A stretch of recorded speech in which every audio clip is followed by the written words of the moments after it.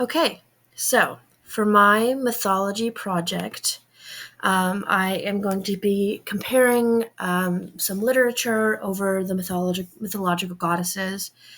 Obviously, I'm going to be comparing Ovid's Metamorphoses. It's what we've been focusing on during the semester. It's what we've been really delving into. And then on the other side of that, I'm going to be using a book of poetry called Great Goddesses Life Lessons from Myths and Monsters. And that was written by Nikita Gill. So this book is a collection of poetry. It retells the stories of mythological women, so the goddesses, primordial beings, and even just immortal women. So it talks about like Helen and Iphigenia, and then as well as like Hera and Athena, and all of the main players of mythology. But it tells them from their own point of view and not from the point of view of a man. Ovid was written 2,000 years ago, Metamorphoses was written 2,000 years ago by Ovid, but this is way more modern. It was written in 2019, and it really is just like a feminist perspective of these stories. And on the inside of the cover page, it says, "This is the version of the tale they do not want you to know. After all, what is more powerful than women who know all about the blessed fires inside the neck row?" So that really just gives a really good overview of what the book is going to do. It empowers, it retells the story, it reclaims a lot of the tragic stories from Greek mythology. So Nikita Gill is an Irish Indian poet, playwright, writer, illustrator. She's based out of South England. She's been publishing poetry in her work since she was about 12 years old, and since then she has curated about 8 volumes of poetry. She's really active on social media. She has about almost 800,000 followers on Instagram. Um, and she says that she's really been inspired by the works of like Sylvia Plath, Maya Angelou, and Robert Frost. And Robert Frost was one of my favorite, or is one of my favorite poets, but I think Nikita Gill has definitely taken the first spot above him. So, like I said in the slide previously, Nikita Gill is an illustrator as well as a writer. So she illustrated all of the drawings that are in the book. There are several of them. I couldn't find all of them online, but these are some of the really good ones. The one on the left is next to the poem Nyx to Erebus. So obviously we have Nyx, the knight, on the left, and then Erebus on the right. And then the illustration on the right is from Erinome, the mother of all things. It's one of the very first poems. It talks about how she danced and constellations were formed, and I think these illustrations are just metaphorically beautiful and physically beautiful, and they add a real depth to the book of poetry, so I thought that they were important to include. Okay, so first up we have Gaia, the mother goddess, the first primordial being. She's, earth, and she isn't really mentioned in Metamorphoses. She's never mentioned by name. She's alluded to, obviously, since she's such an important character, but she's only mentioned by name in footnotes, which weren't even added by Ovid himself. But I think it's just really fascinating that he chose to not include stories about Gaia because, she's so integral to the story of Greek mythology. She's the mother of the Titans and the Hecatonkyrus and the Cyclopes and all of these, really important characters in Greek mythology, but she herself is not alluded or not directly spoken about, which I think is really heartbreaking, which is why I really like the Great Goddesses book, because she's mentioned quite a few times. So there's poems like Gaia's Golden Children, 4 Stages of a Poisoning, Gaia Teaches Rhea Retribution, and then obviously the Titanomachy. First, I mainly want to point out the Gaia's Golden Children. So this poem is about her being a mother. It's after she's, birthed these the Titans, and she's talking about, oh my gosh, they're so beautiful. How could anyone do anything but love them? And then the last 2 paragraphs say, perhaps that is where the dark thought came from, settling behind her forest-laden eyes. Would Uranus still love these children if they were not his version of beautiful? And Tragedy, who had seen the future, whispered in her ear with necessary cruelty, take your children and run, my love, for my brother Destiny says he will not. And I think that's just a beautiful just description, that necessary cruelty to tell Gaia that everything is not as it seems, and even though Uranus was just praising her for her beautiful children, he will not always see them as his version of beautiful, and because they are not his version of beautiful, they are punished and Gaia is punished. And then the next poem is The Four Stages of a Poisoning, which is her reaction to the way Uranus reacted to mainly, the Cyclopes and the Hecatoncheires. And I think it's just a really beautiful portrayal of that story and of her reaction as a mother and as this really powerful being. So next we're going to talk about Hera, or Juno. In Ovid's Metamorphoses, she's really described as this very bitter, jealous, angry, cruel, goddess who can't control her husband, so she punishes the women. And and with Io and Callisto and Semele, she's very cruel. And with Callisto, she goes to Juno, Tethys and Oceanus, and she's like, "Hey, make sure this whore never bathes in the ocean." And she uses words like whore and slut and all these really derogatory terms towards women, despite being a woman herself. And there's that one part where Ovid is talking about Callisto, and he's like, "Oh, Juno, if only you had seen what had happened."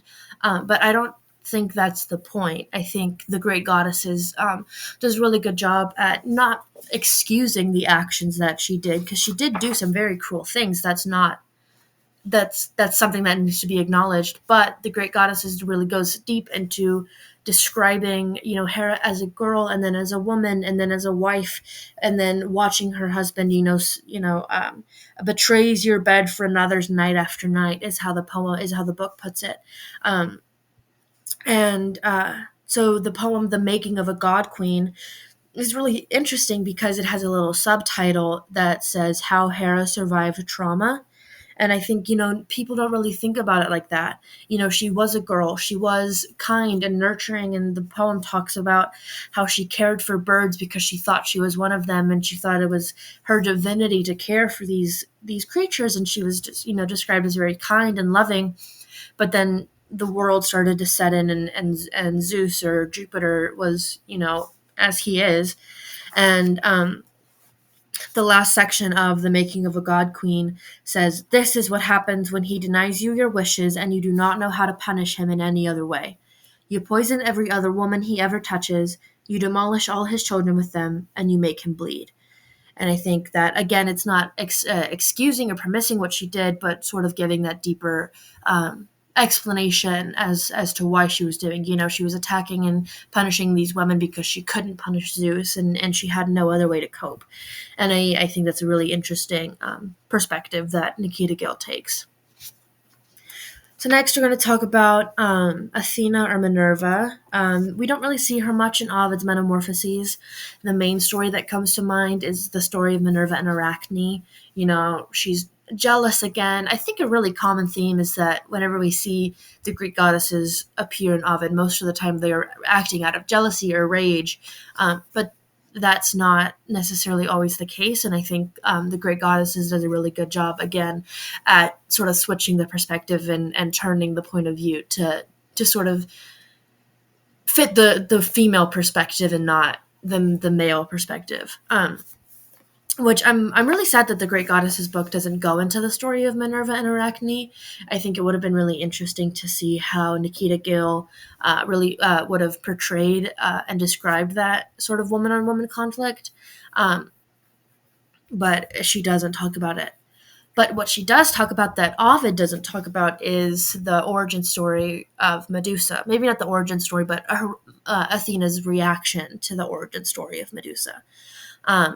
The story of Medusa, she was a worshiper of Athena. She was raped in Athena's temple, and some versions of the myth say that Athena was so outraged that Medusa would do something like that in her temple, that she punished her by turning her into a monster. But my favorite interpretation, and the interpretation in the book, is that it was almost a relief and a gift. Like, I see what men have done to you, and I'm going to make sure that doesn't happen again.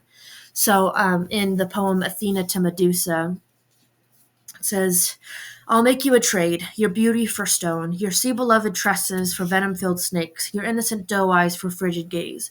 The sea is in the habit of ravishing what does not belong to him, taking without consideration.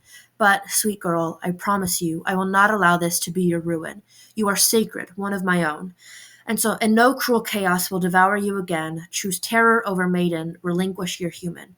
And I will turn you into a goddess in your own right, a deity of monsters, a myth that will scare men for all the years and their seasons.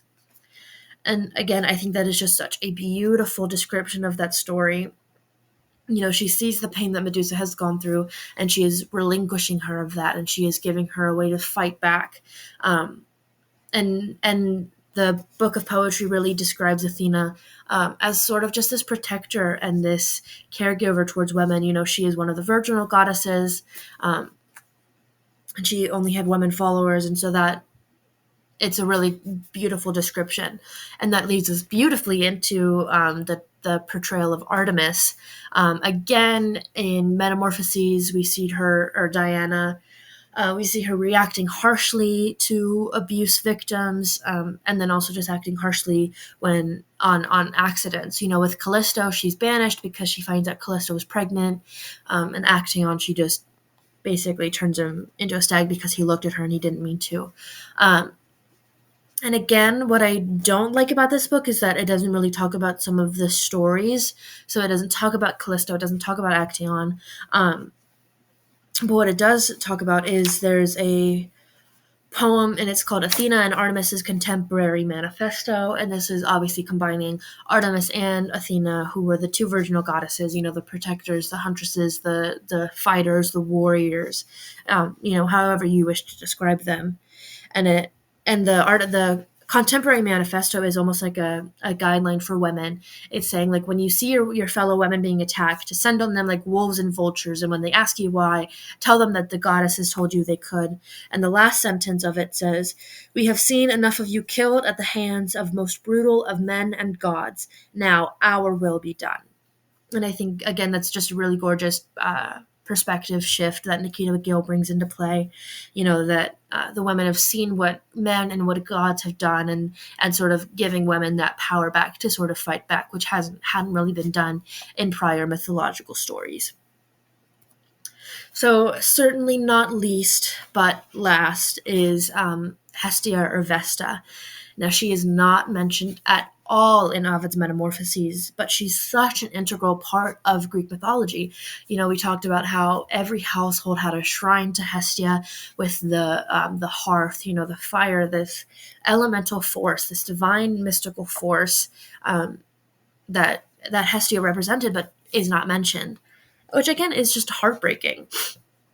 But I really like one of my favorite poems in the book of poetry is Advice from Hestia to Girls. And it's really just Hestia saying, you are not fragile. You are not made of paper. If you were made of paper, you would have crumpled ages ago. And it says, you were made flame first, and fire is born knowing its elemental nature. It knows the mystic force in shining alone.